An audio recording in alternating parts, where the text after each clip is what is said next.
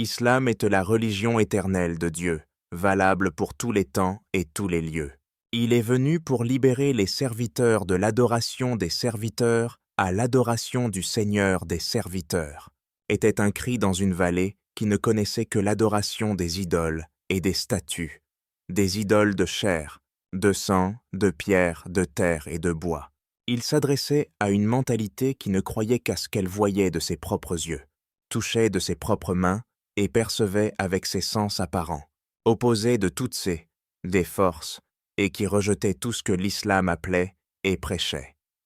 La foi en Dieu seul, en la vie après la mort, la résurrection, le jugement, le paradis et l'enfer. Cette mentalité qui ne voit pas plus loin que le bout de son nez et qui ne croit pas en ce qui est caché ou invisible à ses yeux et à ses sens, a critiqué l'islam, l'a attaqué par des insinuations et des moqueries, a tenté de ternir sa réputation, de diminuer sa valeur et sa beauté qui éblouit les cœurs et les yeux, et captive les âmes et les esprits, et l'a accusé de laideur, de malveillance, de stérilité et d'impuissance.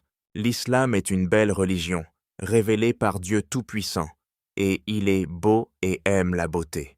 Sa beauté et sa bonté se manifestent dans la simplicité de ses législations, la facilité de ses ordres et interdictions et l'allègement des contraintes, des difficultés et des restrictions pour le serviteur lorsqu'il est incapable de les accomplir, de les observer et de s'y conformer.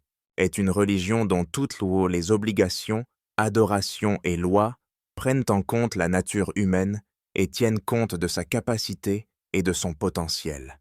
Quelle beauté et quelle perfection dans l'islam, car il ne charge pas ses adeptes au-delà de leur capacité.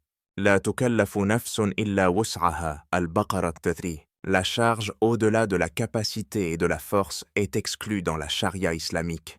Personne n'est chargé au-delà de sa capacité. C'est une législation de Dieu pour la communauté islamique, affirmant qu'aucun individu ne doit en charger un autre au-delà de ce qu'il peut supporter. Cela suggère également que Dieu a promis de ne charger dans les lois islamiques que ce que le chargé peut supporter, ce qui est à sa portée tant dans les affaires publiques que privées.